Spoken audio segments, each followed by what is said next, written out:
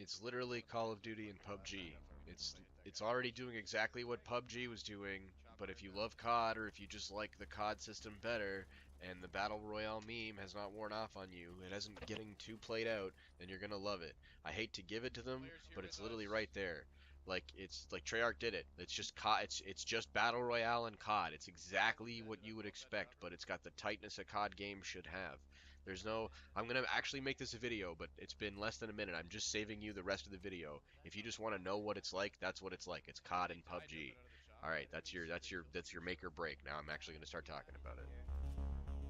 Call of Duty, Black Ops 4, Blackout, Modern Warfare, but it's not modern because it's Black Ops. But technically, it's not 4, but it's the fourth Black Ops game. But arguably, it's like the 18th game.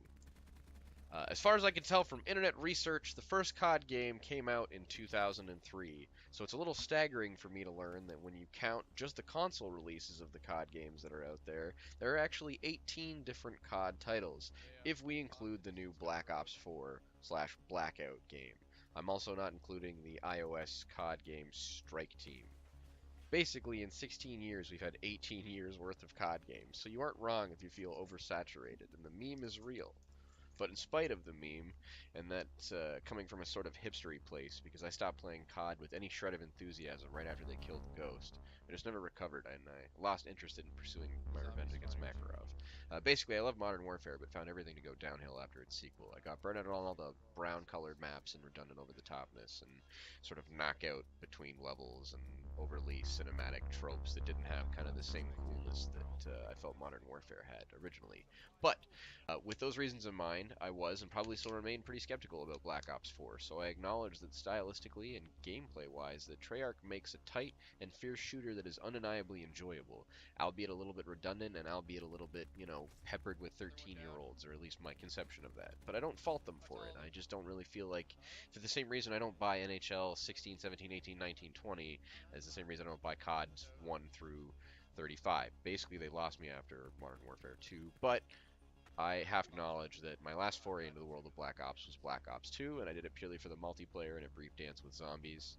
I found the campaign to be dreadful, and I couldn't drag myself through it, but the gameplay and the multiplayer delivered as expected, and I became one with the mindless mass of 14-year-olds that I previously referenced. I don't even know personally that I have any like conception of these 14-year-olds playing, but I blame this invisible mass for the decline in gaming, rather than the friends that I know that continue to buy games and buy DLC from companies that aren't producing of quality that I think they should. But again, no one listens to me, so why bother talking about it in the first place? Great question. Digressing again. I've been messing around, I guess digressing back onto the point, really. I've been messing around with Blackout, more specifically its Battle Royale mode known as Frenzy. It was a free weekend available through Battle.net. I have another video with a win if you want to see more action and hear me talking less. But basically, here's my summary. It's PUBG and Call of Duty. There's no like the vehicles add an extra layer because there's some helicopters and some flight stuff, and there's definitely a lot more tools and neat kind of additional stuff you can do in COD. Grim and I were able to secure a duo win by using scan beacons at one point to actually see inside the circle, which almost felt overpowered, but really, really cool and a neat feel to it. So there's a lot going on. I would say there's arguably more than what PUBG's got going on, only because of the bundle concept. So hear me out on this.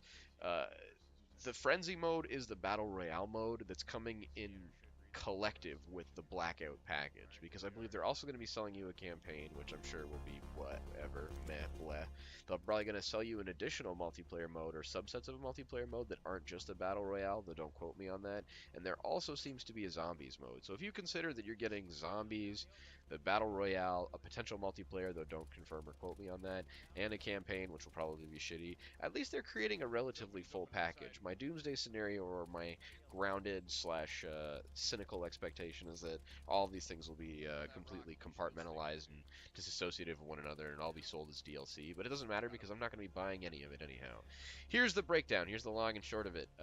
My only real gripe about the whole thing is the inventory. I think the inventory is just not what it needs to be. be, and I feel like anyone who plays it will feel the same way, especially if you're on controller. But we'll get back to that. Here's my brief summary.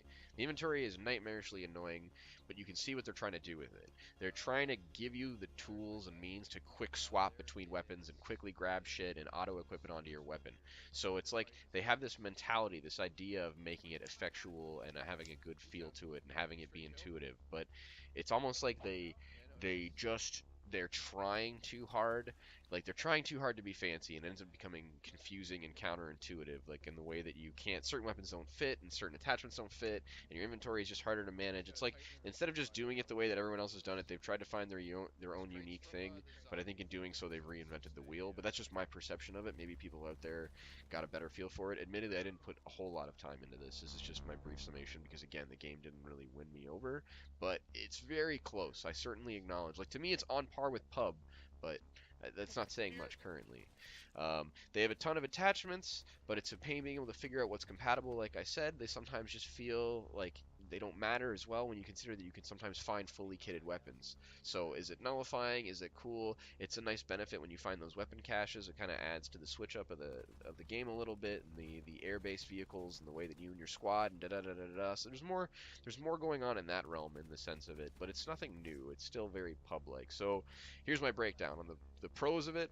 I feel like the feel and look is great. Like it looks at least on par with Pub, and it's got that COD feel that you're looking for. It's got the tightness that I look for Treyarch. It doesn't feel like a sloppy COD game. It feels like they gave it the treatment it deserves.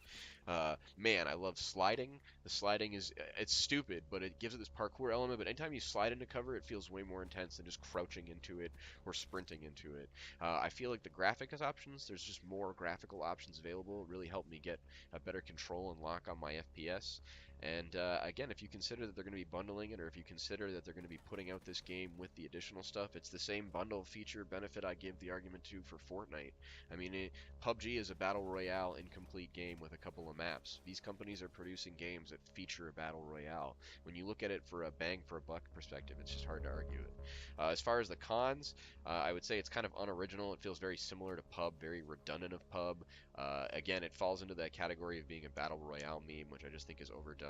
The inventory is nightmarish, and right now there's only one map, but it's beta, and again, this is just a weekend beta review, so these are just my 2 cents.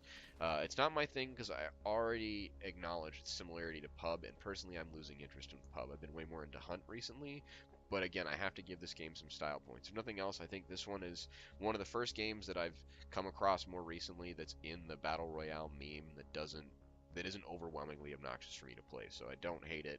I see what's going for. I think it's going to be big. I think you should check it out if you're even mildly curious. I don't think it'll disappoint. But as it stands for me, it's it's so-so. It just doesn't. It's not doing anything kind of too crazy over the top for me. But I do think it's pretty fun. I think it's got the power of the battle royale meme with the history of COD behind it. So I think it's got a lot of potential. All I can say is that I wish Pub had a slide now after sliding around so much this weekend. But I'm probably going to slide this game right out of my game collection as well. And if that was a bad joke, go fuck yourself because I just improvised it.